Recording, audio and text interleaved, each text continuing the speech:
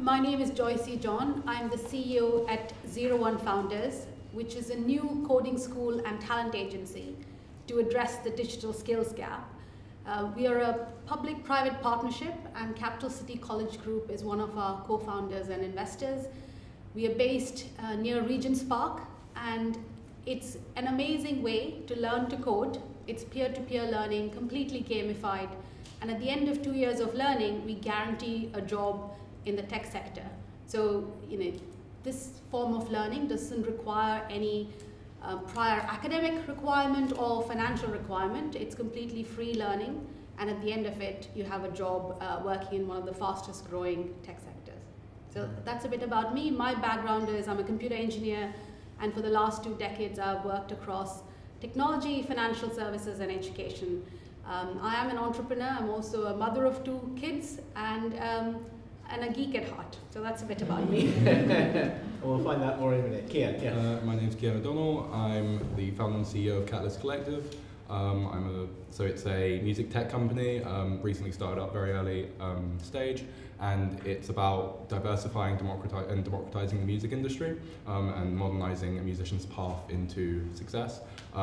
So it's a social media. So we're developing a social media platform to help musicians collaborate with one another, and we're also starting a record label that is intended to be more accessible to people from less advantaged backgrounds. I'm also a student. I'm studying at Brighton University, and I'm taking business management. Wonderful. And Keyan, for you, how did that evolve for you? Because we've worked together for nearly 2 years, haven't we? Yeah. It's weird, isn't it? And so I've seen this happening, but tell us how has that evolved so that you see yourself now as an entrepreneur with this idea that you're pursuing and working with help and everything. How did that really work? How did that kind of bubble up?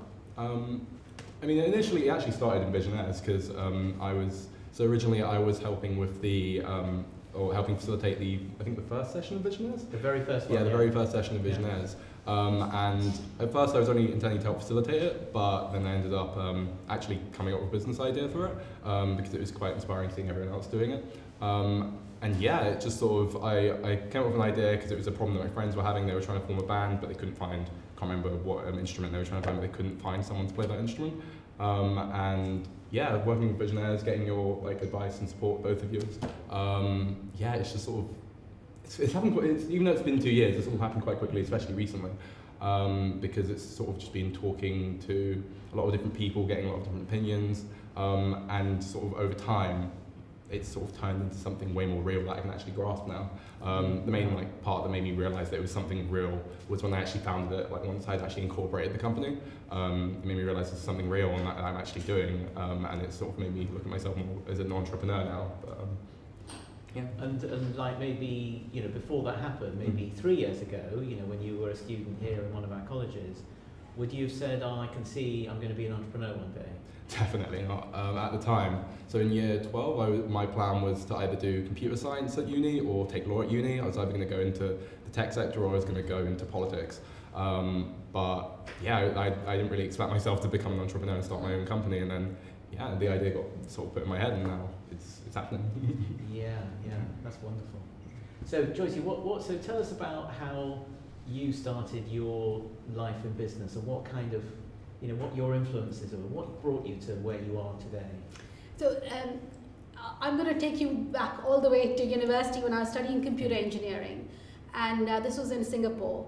And we had the opportunity to participate in a business plan competition, and very quickly we realized that when you're studying a technical subject, you don't have the business skills or the entrepreneurial skill set. So we partnered with our friends from the business school, and we did present an idea, and that's when we realized that wouldn't it be great if there was a forum for students to collaborate across disciplines. So usually you hang out with people like you. If you're techies, you hang out with techies. If you're business people, you hang out with business people.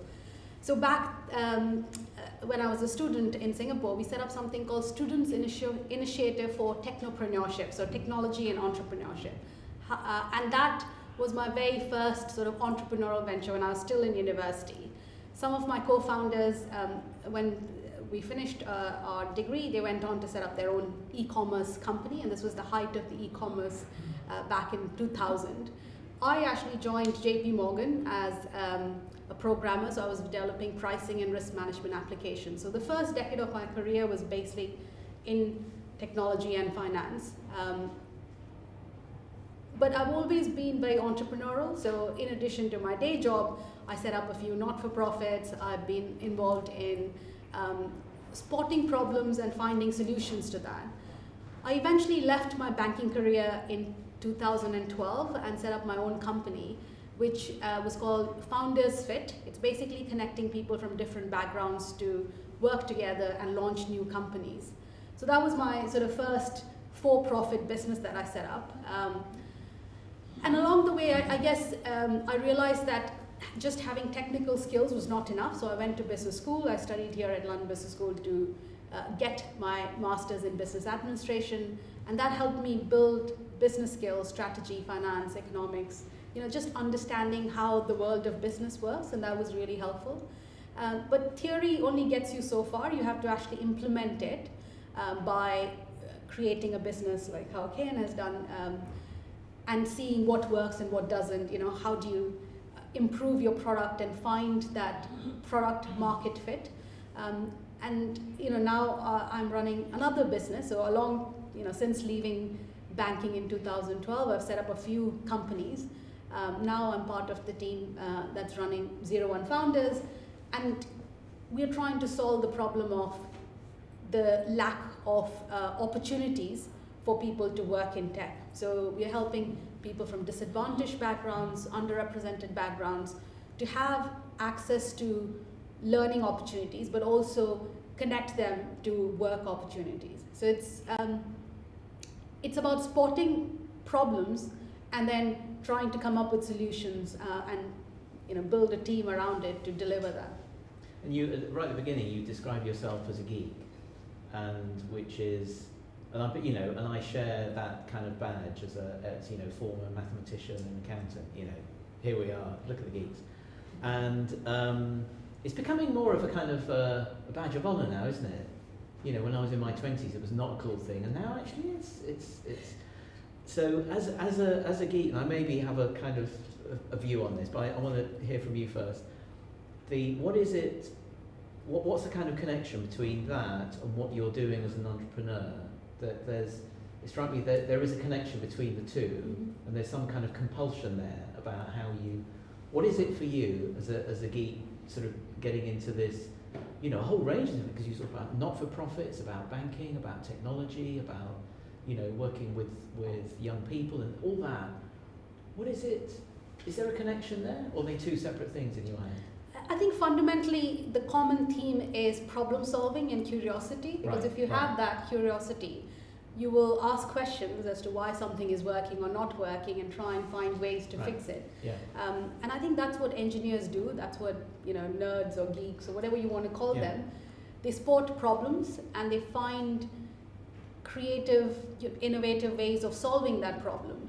And an entrepreneur is just somebody who can take that innovative or creative solution and implement it in a way that is sustainable, and there's a real business model, and you can actually generate some revenue and profit out of it.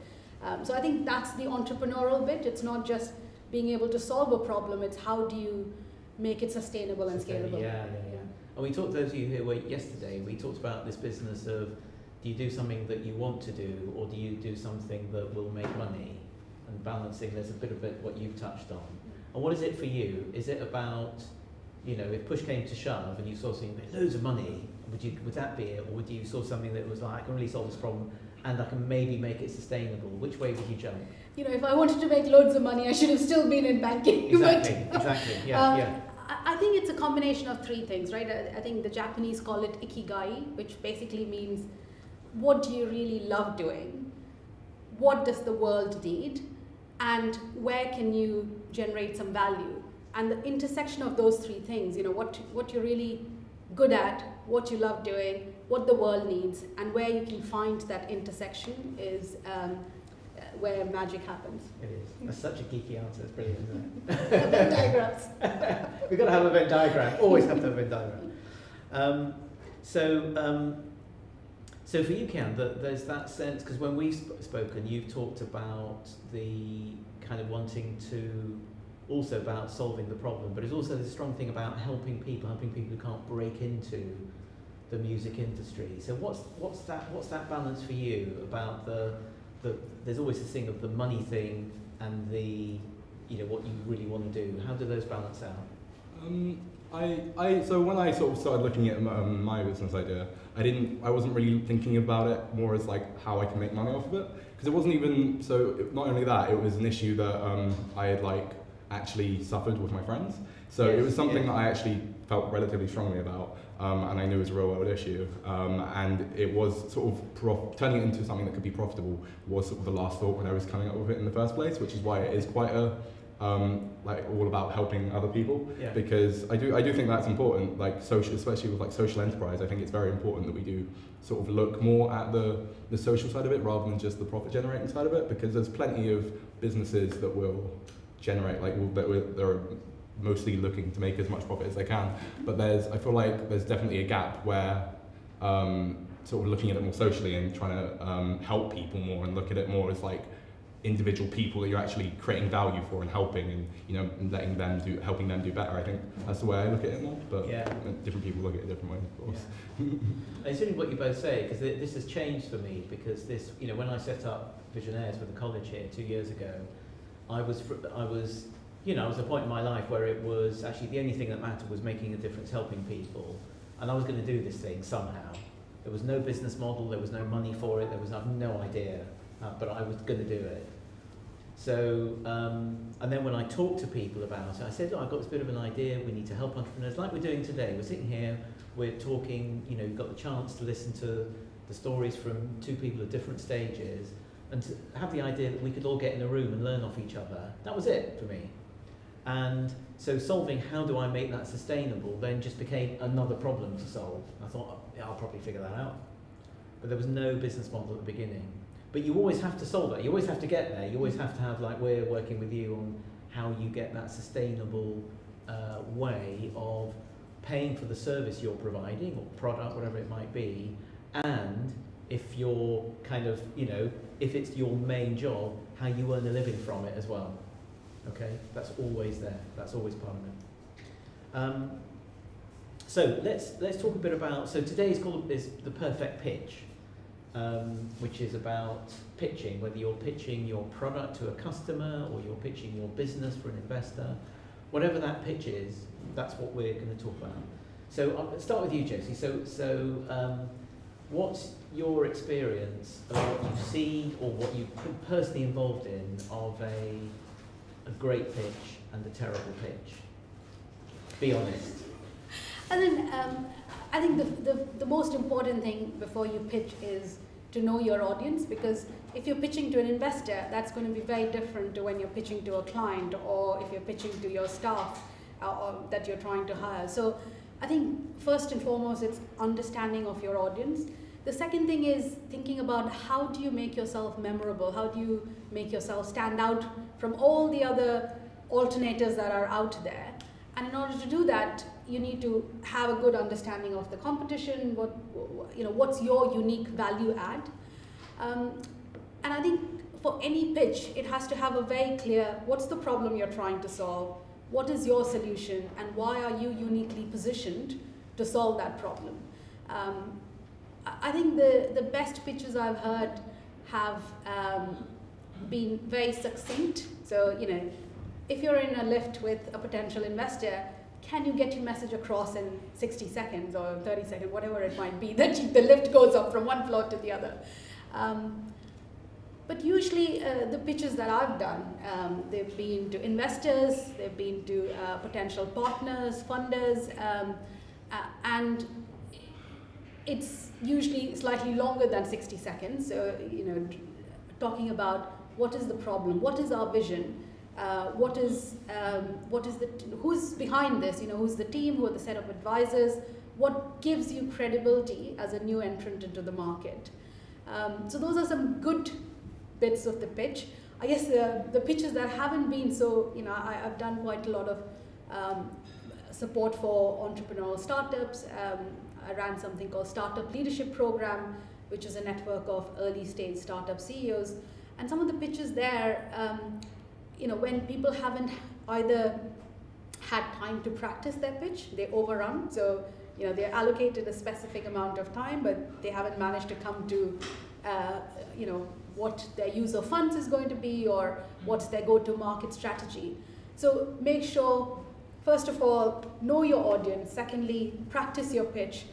And thirdly, have a clear structure of what's the problem you're trying to solve, what's the solution, what's your business model, and how you plan to scale, what sort of funds you need in order to achieve your goals. So those are some key elements of a good pitch. Great. And have you personally been involved in a pitch that didn't go well? A pitch that did go well. It's hard to believe. I mean, Joyce's really good. Lots. Isn't she? It's No, hard no, to believe. Well, no. I'm just checking in. Lots of times. I think failure is part of life, right? That's the best Yeah. way to learn. In fact, the most recent example that I can relate is that I met this CEO of a multi-billion pound cybersecurity company, and he was talking about how he really cares about diversity in tech, and he wanted to understand the business model for 01 Founders, and he said, if you were a not-for-profit, I would have given you £1 million, but since you're a for-profit company, I don't think I want to give you the money.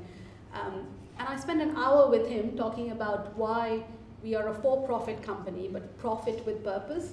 And the benefit of that was, even though at the end of that hour, he didn't give me the money, but he connected me with his team, and he then donated £100,000 as scholarships for our fellows. So, sometimes the pitch doesn't go well to get your intended outcome, but there might be some other You benefit. finish up somewhere else. Yeah.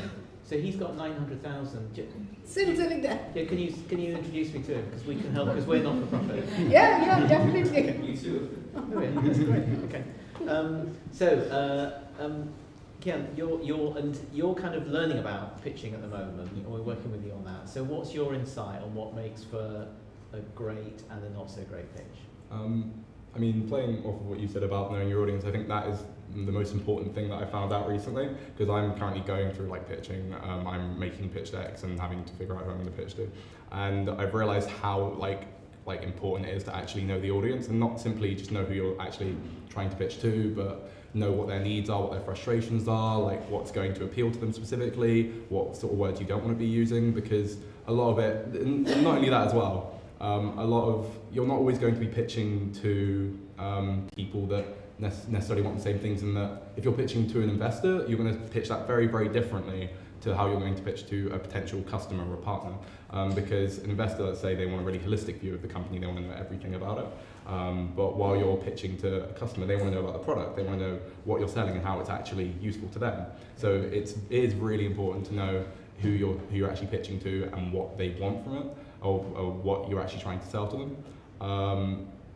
Another important part of it as well is that knowing that the aim of a pitch isn't always just to get a yes. You're not always aiming to get oh yes, I'd love to work with you on it. Sometimes the actual goal of the pitch is just to get to the next meeting, because just getting to the next meeting is already having a foot in the door that you can then sort of be able to then make more progress off of.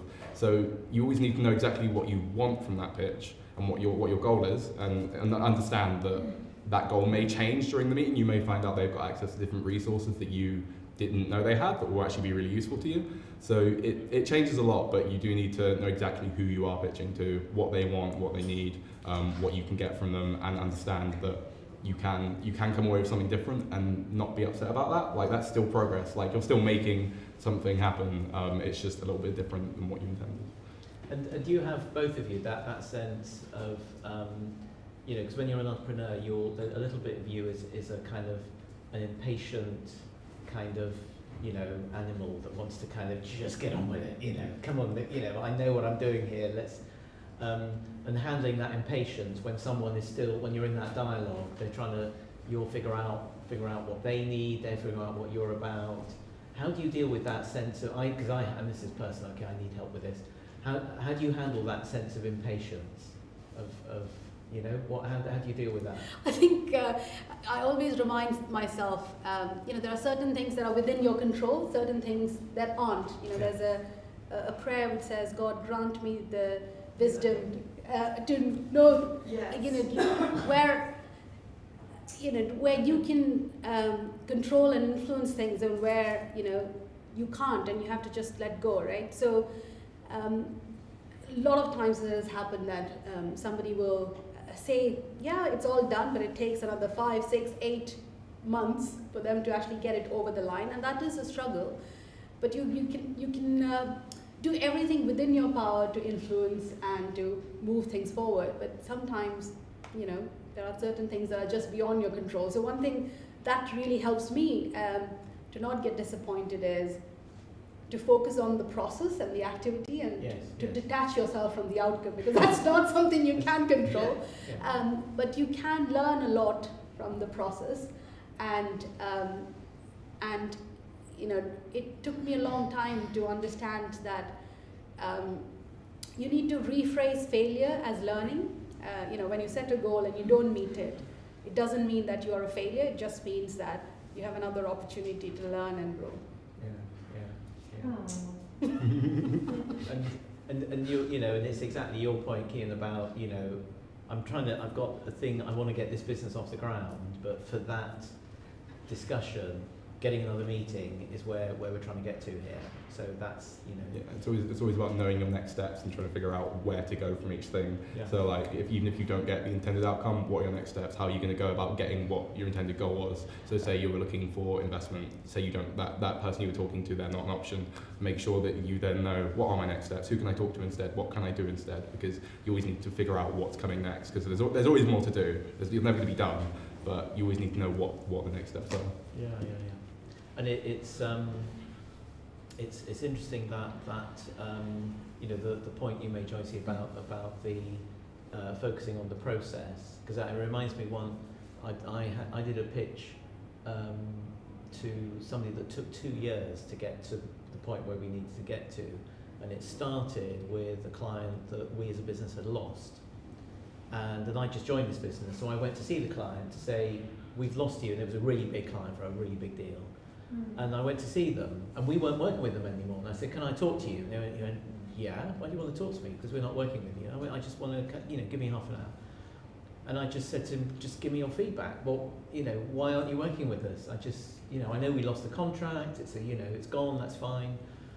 And anyway, the guy was very kind and generous, gave me a lot of time and explained. And he said, "No one's ever done that before. No one's ever come to me and said, when we're not working together, can you really tell me why? Not just kind of fill in the form, but actually."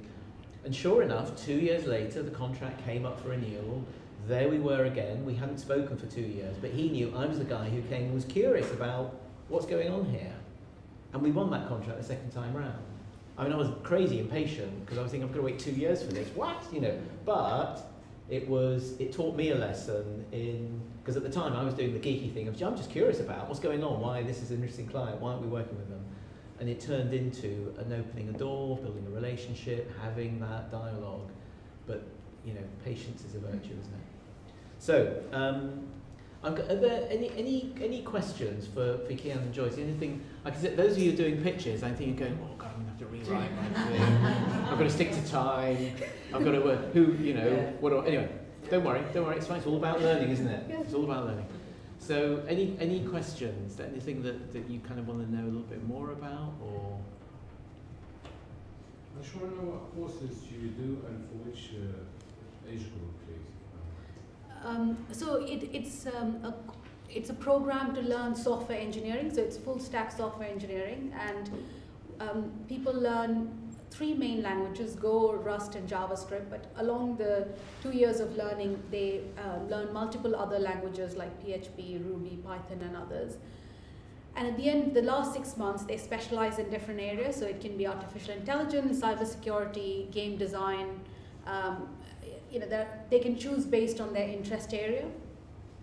The age group is anyone above the age of 19, and there's no upper limit. So as long as you are willing to learn and you're interested and motivated to do that, then it's open to them. So do check out our website. It's www.vissionaires.com. 01founders.co. Come and visit us. We have a campus near Regent's Park.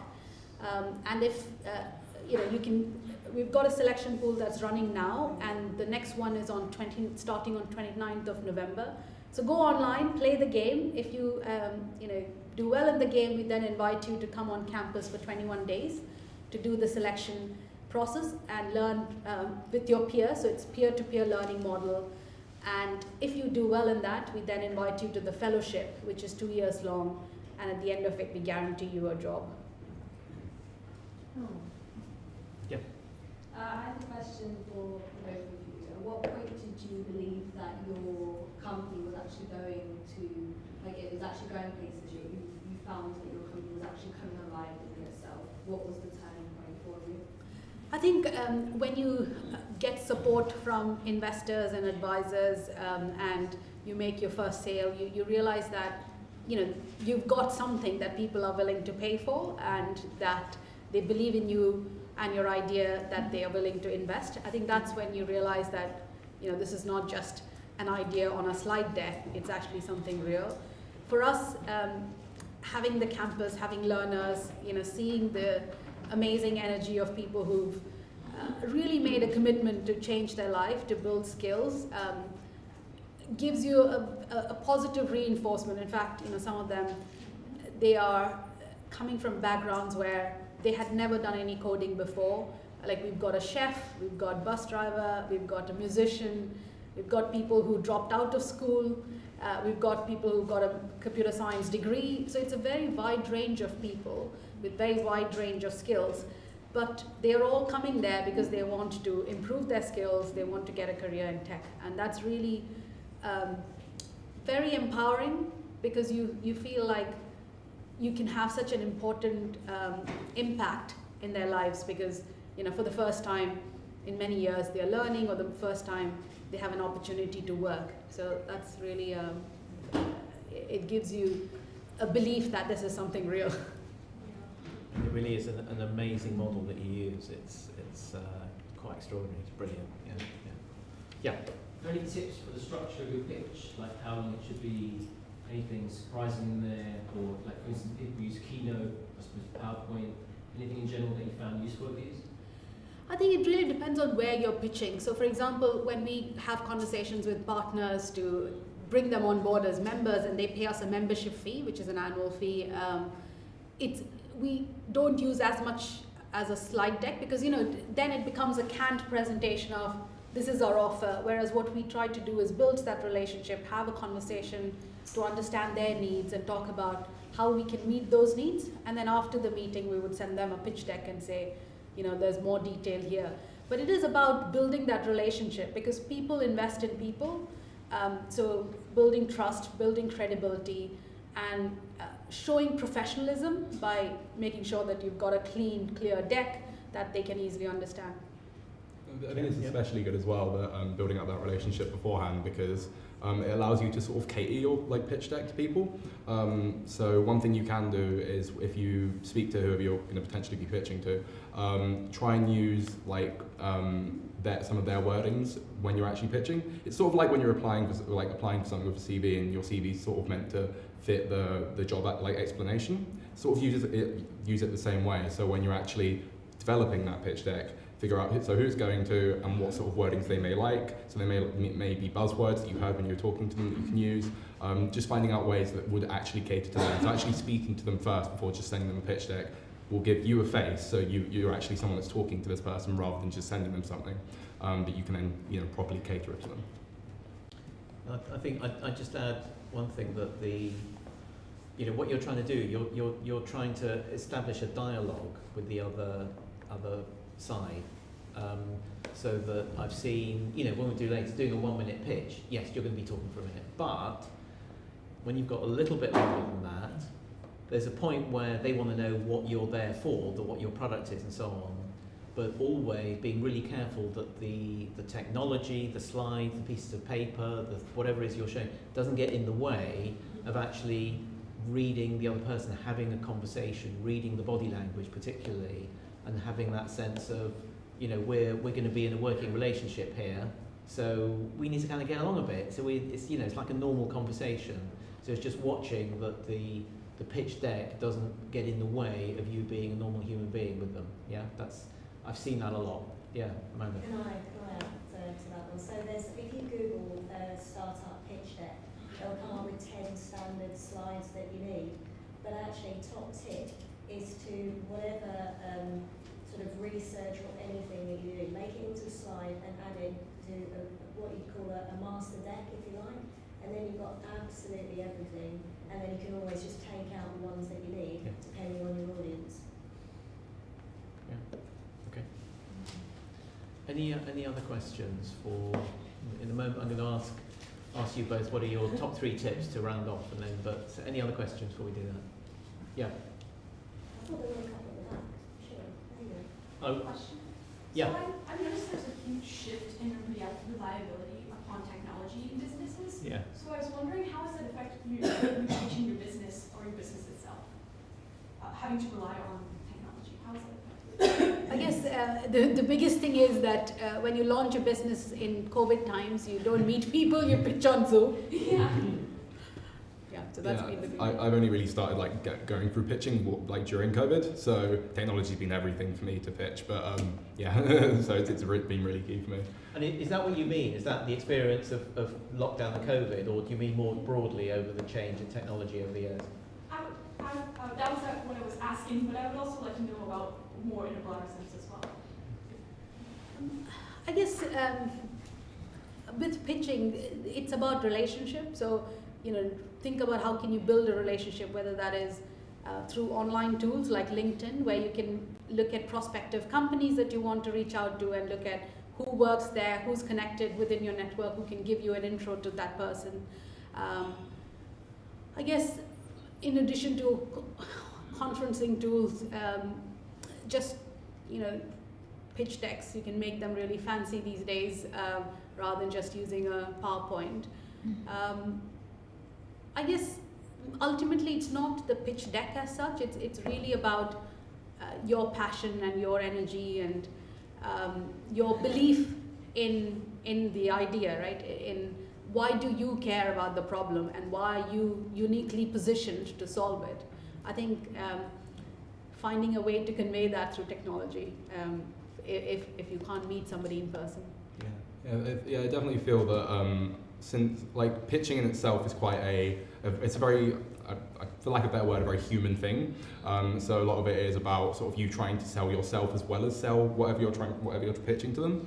And so while technology is always going to make it a little bit easier to either access different people or access information, I feel like pitching is always going to be still quite a personal thing that you need to sort of have that personal connection with someone. So while technology might help it along in the long term, I feel like it's still very personal. Yeah, and it reminds me that there's an old truth, and teachers learn this, that there are 3 things that make an impact on the other person when you're talking, and there's your body language, your tone of voice, and the words that you use. And the impact you make is in that order. So by far the biggest impact is your body language. The second most impact is your tone of voice. And the third most impact is the blah, blah, blah that you say. And those are still truths. Sometimes those are harder to put across when there's technology in the way. How do I kind of show my enthusiasm when I'm on a Zoom meeting? Do I bounce around the walls and you can't see me doing that because I'm so excited about it? So it creates different challenges, but actually that hierarchy is still the same. So that's something to think about. Okay. Yeah. I give you completely right what you say, because there are even specifically way of communication to try to steal attention from different disability or different people. Yes, so yes. This is absolutely, yes, the way to communicate is one of the master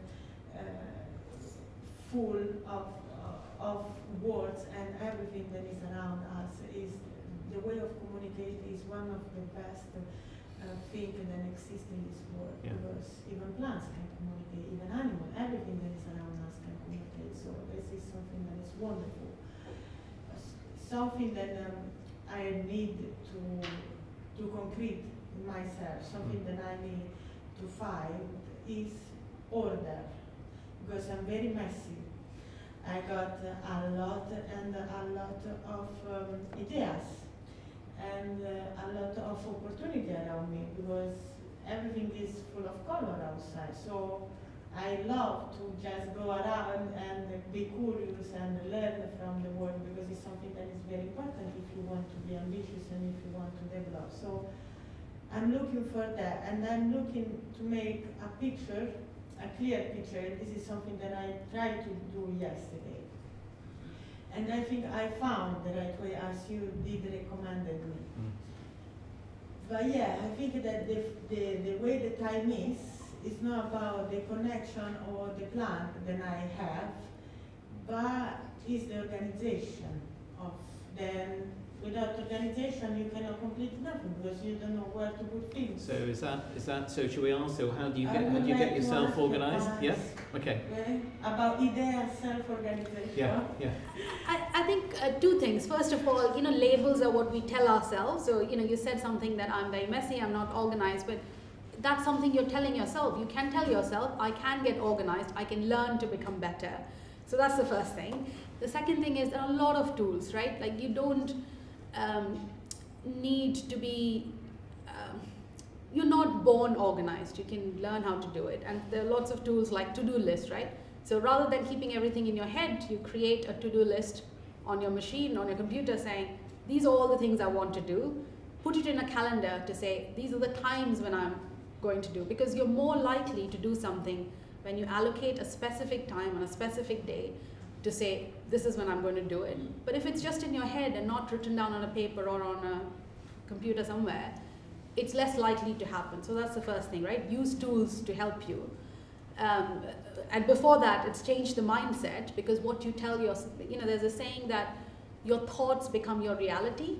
So if you really want to do something, you tell yourself, I'm going to learn it and I'm going to do it, you're going to become better.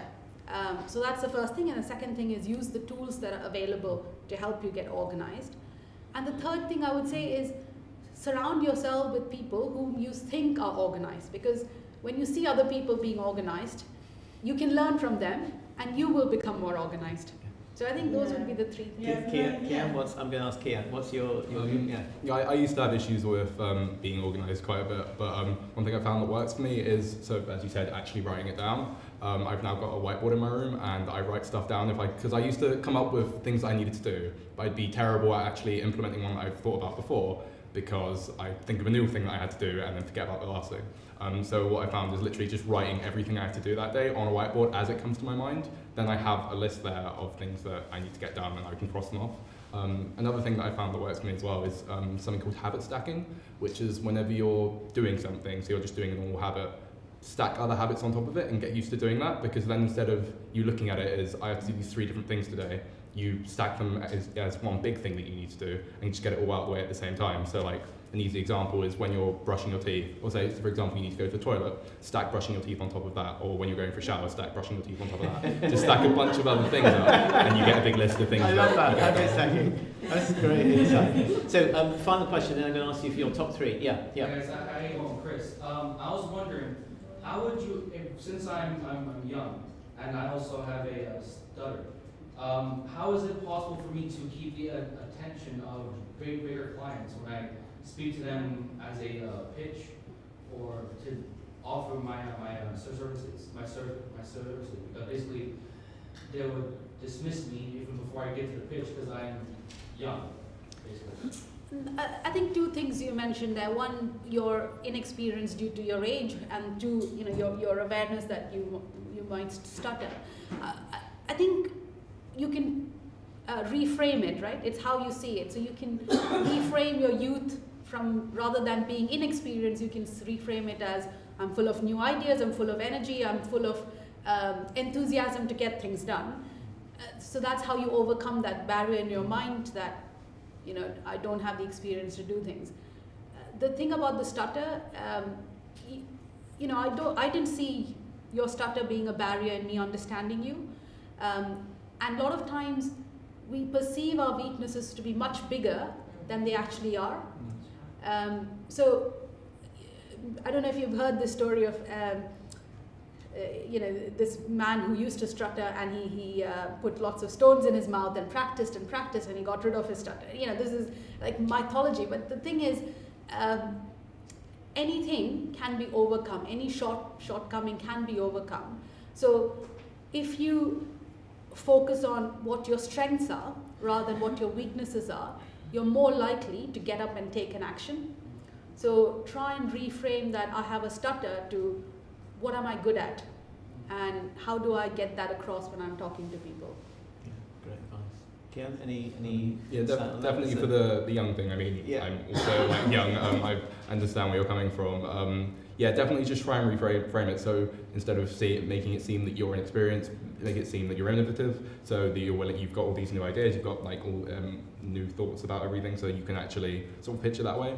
As for the stutter, I think one potential way that you could go about it is sort of before you start pitching, sort of incorporate, like mention it at near the start, maybe incorporate it into it, and if you can, maybe make like humor out of it, because if that's one way you're going to engage them to begin with. First of all, you can make them laugh, but also if you incorporate it into it, then you've sort of brought it up, and it's not something that they're going to sort of be subconsciously thinking about, because it's something you've acknowledged, but you're still here giving this pitch. You've gotten this far anyway, so you've still got the skills necessary. It's just that you need to sort of frame it in a different way, I guess. In fact, I'll just give a very short, quick story, because in May I was listening to a pitch. This was the final pitch from young people in universities, and one of the girls, she was pitching a great idea around how she's solving the problem around sanitation in the developing world, but she was so nervous that she froze on stage. She couldn't speak, and you could see her like shivering with anxiety. But everyone in the audience just waited patiently, and to her credit, she overcame that, and in a few minutes she started her pitch again. And just because of her resilience, it's not how many times you fall, it's how many times you get up, right? And because of that, everyone cheered her on, and she actually managed to get into the very, very finals again, to be able to pitch again. And just during London Tech Week, I heard her pitch again, and it was amazing to see, a person who was stuck, really anxious and couldn't complete the pitch, to a person who went up and confidently managed to pitch. So I think the key message is, there will always be problems and weaknesses and challenges. It's how you overcome them. Yeah. And we all have to endure that. I don't know anybody who doesn't kind of go through that in some way. Okay. Yeah, so, can I just add something? But very briefly, and then we're going to, I had a stammer when I was younger, a really, really bad stammer, which with years and age and experience has been overcome. I think now in this day and age, I think owning it, as you say, and just saying, look, I've got a stammer, but I'm really good at what I'm doing, and I'm really good at what I'm doing. And I think just stating it. My niece, who is now a really sort of serious financial director with a media company, she goes bright red. She's always been shy, which is a hateful thing when people say it like it's a criticism, but she's very shy. And so she'll always now stop and say, I'm going to go bright red, but do not doubt. I know what I'm doing. So just... She's own it. Just don't be, I'm going to stand up, this is me. So just get on with it.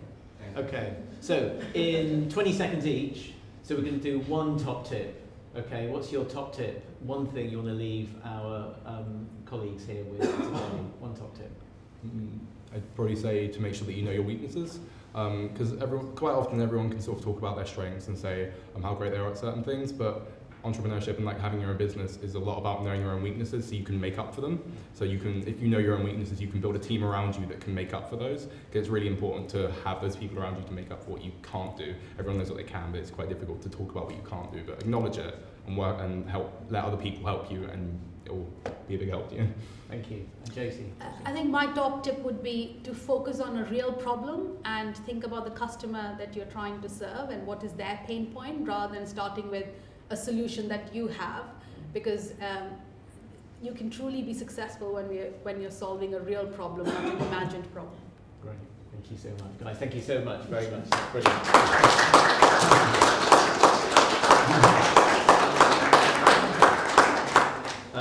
And as before, on the QR code, you can get access to LinkedIn for everybody here, if you want to check that out.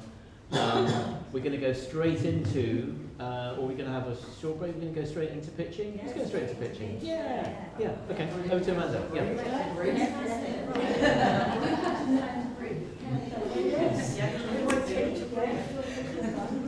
Right, who's pitching today? Who's pitching?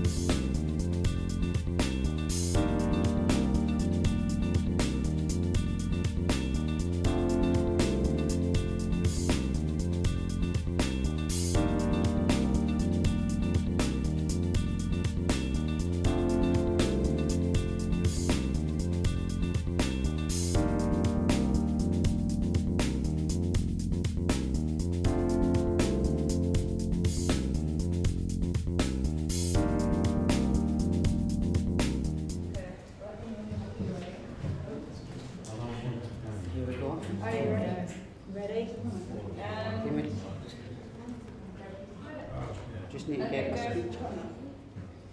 Thanks.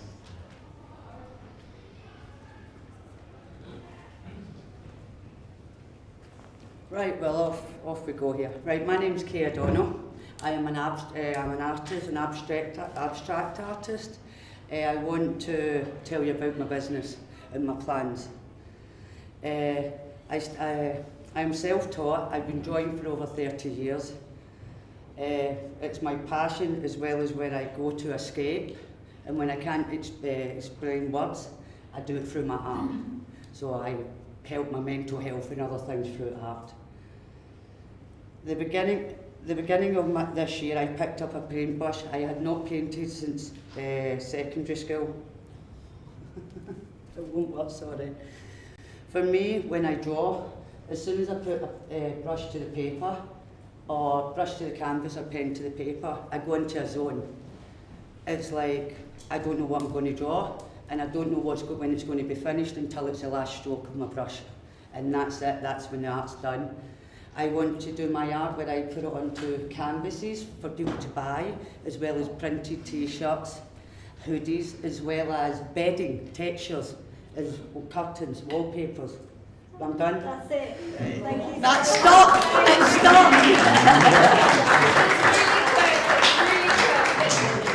I was like that and it wouldn't move. I'm going, I need my words. I can't see my words, it won't move. Fantastic. Any questions? Who's next? Here we go. I don't have a PowerPoint presentation or anything, but I'm just going to go for that. Go for it. Hallie? Ready? You say when? Give me a thumbs up when you're good. Ready. Okay, go. So innovating learning is a principle of my business. So Currently, students from the ages of year 7 to 11 are suffering from burnout, stress, unable to manage heavy workloads, and that's where my platform comes in to help, the science class. What we do is we teach a range of topics from biology, chemistry, physics, English, modern languages, and we combine it with innovative and psychology of learning. For example, we combine 3 principles to teach, to learn, and to retain. They want to learn in-depth knowledge and learn in-depth understanding, and then for them to be able to teach it in the most simplest terms to even a 5-year-old can understand. And then for them to be able to retain that information, so in 5 months' time, we can ask them about it, and they'll be able to tell all the knowledge bit by bit. How we do that is solely online, and we're opening up the platform to hopefully be able to provide peer-to-peer work for them to be able to learn in an environment where they're able to expand, to grow, and for them to have enough time to pursue their own extracurricular passions. That's it. Thank you.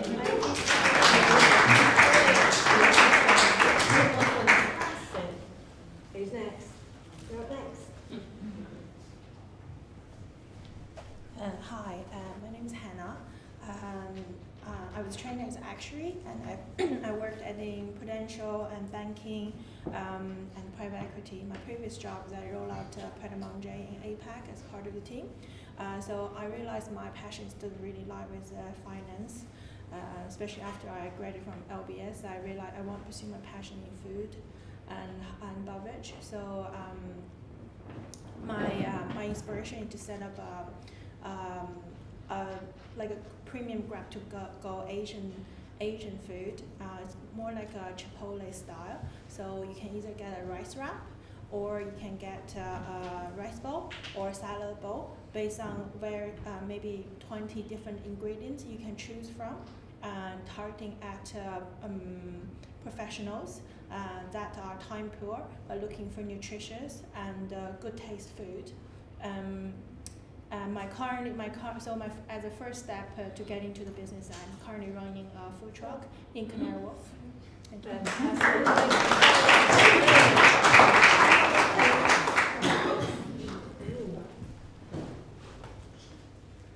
Hi, my name is Viviana Carolina. My company is called VC Bespoke Gifts. I have a creative background, interior design, and I've been working in administration and HR for the last 7 years. But due to the pandemic, I came up with my business company. This happened because I became a mom and I had complications. So I was kept in hospital for 10 days. And when I was leaving the hospital with my baby in hand, I realized behind the nurses that there was bunches of bouquets that were withered and dead. And I thought there has to be a solution to this. We can't just be throwing away flowers like that. There's obviously mothers that are staying there a lot longer as well. So I came up with making beautiful bouquets with baby clothes, nappies, and essentials for mothers, first-time mothers in particular, because I was becoming a mom and I just wanted to have people ready with things as these bouquets. Thank you.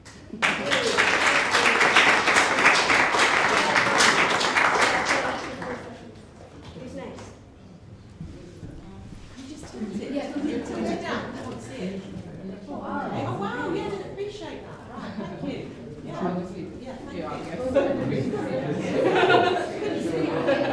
Thank you. That's lovely.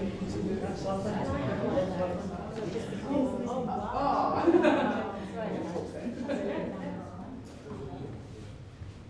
Ready? Hello everyone. Let me just ask firstly, has anyone ever felt stuck in a cycle with no way to get out of it?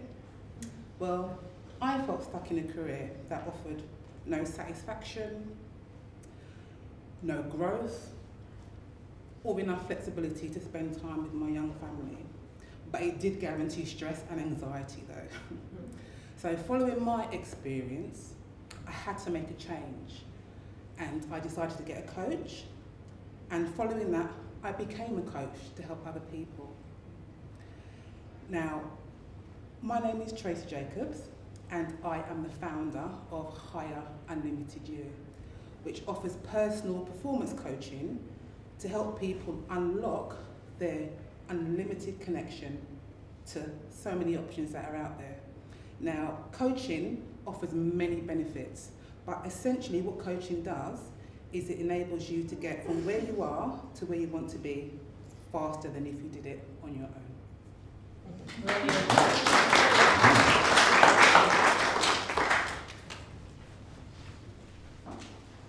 Good evening, ladies and gentlemen. Thank you for coming. My name is Monica Mugisha. Tonight, I'm presenting to you the business I intend to do in my area and beyond. I'm a mother of two, and my young one is on an autistic spectrum disorder. He's 13. I've cared for him for over 10 years plus. I would like to just pose a question. Why do children on autistic spectrum disorder and education special needs are treated differently from any other kids? Are they special? Yes, these kids are unique and they are really special. Ladies and gentlemen, I have the passion, the desire to care for children, safe in a happy, secure and friendly, child-centered environment for each child. And that's what I'm hoping to do for my kids in the area, in the local area. So thank you for listening to me.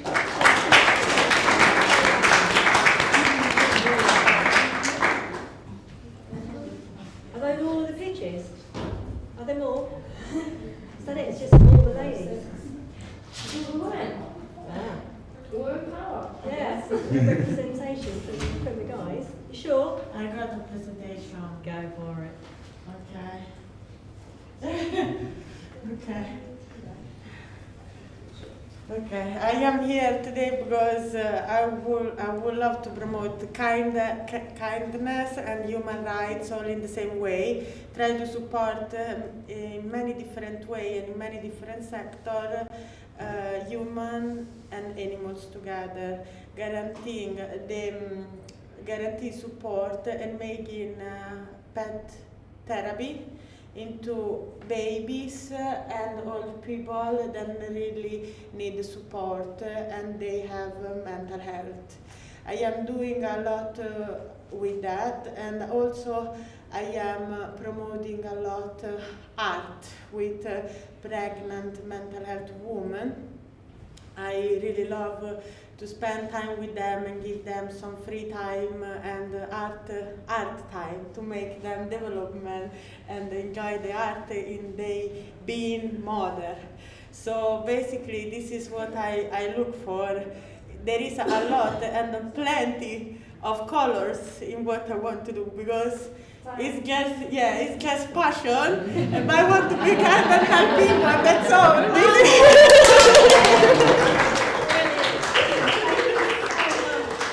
Fantastic. Right. Judges, no pressure. Okay. So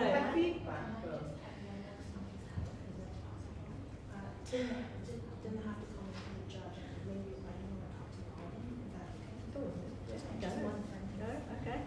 One last thing. Yeah. So I didn't say what I'm looking for. So of course every business is looking for money and funds and investment. But in my case, I'm not just looking for money. I'm looking for smart money with resources, and also in particular, I came here. I'm looking for people with cooking skills. Because I can do everything else other aspect of business, but I cannot cook much. I love to eat, so I came to this event in Westminster Kingsway because I'm looking for talent in the hospitality sector, in particular development chef. If anyone has a talk to the chef, so yeah. If anyone has a connection, please do talk to me. So I want to do Asian inspired food. So essentially, I want to give people, if you get a rice box, I want to give people choices. If you think about poke bar, and you can get all things, choose different things. But the problem with poke bar is all cold, isn't it? Who wants to eat a bowl of cold stuff? You want to do like noodles, soba, stuff Yeah, and also I want to offer people options to grab to go. So it's possible if you think about a burrito, but maybe we use the rice as a wrap and do rice rolls. So I'm particularly looking for people with talent or expertise in hospitality sector in terms of development chef. Definitely the right place. Yeah, thank you very much. Just let anyone please talk to me. Brilliant. Right, if everybody wants to go and grab a drink, and I think there's some biscuits that Pablo might have eaten them all. So if there's a few people didn't actually say their name when they're pitching, something that's really important is actually selling you at the same time. So you need to be telling people who you are, like what you're there for. I think being specific about your business, like who's the target audience, what's the problem you're trying to solve, how are you going to commercialize. I know 1 minute is very little time and it goes by really quick, so practice your pitch and maybe use first 20 seconds to just say what is the problem, and use the next 20 seconds to talk about what's your business model, and finally to say how does your specific problem address the need. So I think some people did it well by talking about having a good hook, whereas others used up the time without really clearly addressing the three things. What's the problem, what's your solution, and what's the commercial model. Yeah, absolutely. I mean, we try to almost think for everybody, because I mean, can I say well done to everybody? Because a tough thing, really tough. I even tried to think about maybe you'd spend that 25 seconds initially on the solution, and then maybe 15 seconds on this is my solution, and use the personal my solution, my business solution, and the last sort of 15 on the commercialisation. So segment it into seconds. Which also might help your own thinking, and just coming on from that is sometimes, and I know this is really difficult one, but in life we all have particular experiences, and those experiences can be really relevant to the story behind the brand and to our backstory and who we are and what's our inspiration. But in a 60-second pitch, and indeed even in a 15-minute pitch, we have to limit what we say about the problem we had. And we have to say it's a problem that other people have. Otherwise, you haven't got a business proposition. So it's important to, yes, the personal is important, but it's then been validated because this is a problem shared by others. This is an experience of others. So in a pitch, it's really important to be able to demonstrate that and to show that. And I know Amanda and I have talked in various forums about making sure that your market research really validates this business proposition. So in a 60-second pitch, hard to do, and not suggesting you're going to have reams of market research to put into that, but by making sure you focus at the beginning on, this is a problem that's been identified, these people experience it, this is a solution to it, this is the business model, B2C, B2B, commercialised in this way, and really getting it. And I know that often is very hard for entrepreneurs because the passion and the motivation is so important. But what we're trying to do is go from something that we personally love and enjoy to something that generates an income, and that has to come by people giving their money to you. And you've always got to think, I always say to people we train on the Visionnaires programme, if I ask you to visualise being on the moon, you'll say, well, I've never been there. How can I imagine what it's like? But we deal with businesses all the time. You're buying every day. You're experiencing business every day. So now you have to think, well, how do I operate as a customer? What am I looking to give? 10p. Never mind £1 million or 50. 10p. If I give 10p to somebody, I've got to get something back that's of value, unless it's a charitable gift. It's something I've got to still register a value for. So use your experiences as customers actively out there and think, okay, I'm the other side of this now. But I know how customers feel and behave because I am one. So always consider that in the business idea you're developing. Fantastic. Thank you so much for that. So it takes guts to come and stand at the front, which you all did absolutely beautifully. Honestly, can't believe that was absolutely fantastic. What I would say is if you're feeling nervous, you can train yourself. to think I'm not nervous, I'm excited. And yeah, you can trick your brain into doing that, and then as you go on, it's excitement that comes out, not the nerves. So yeah, try that next time, practice it. So fantastic. So this is the big moment, judges.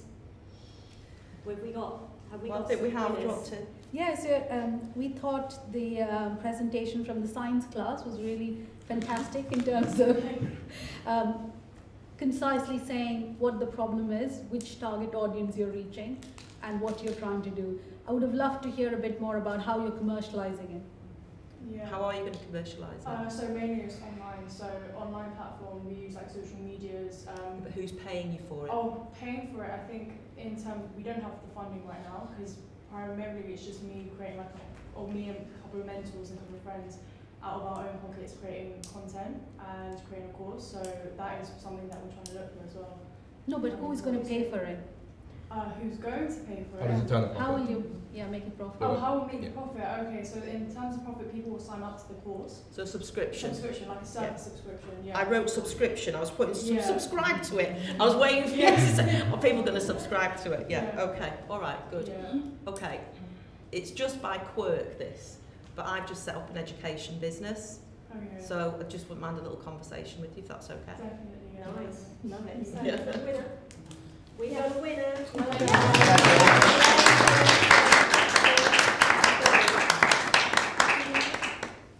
One more? Yeah. We've got another. Yeah, 2 minutes. Oh, yeah. right. You just. All right. Just.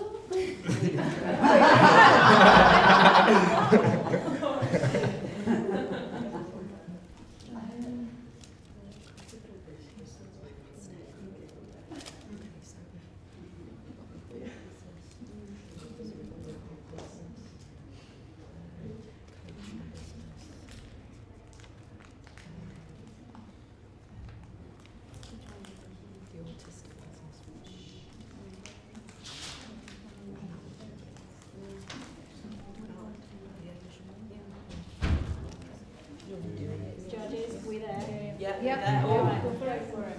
Okay, so the second one, which is most welcome to be able to give a second prize, we're going to give for the Asian food business. Thank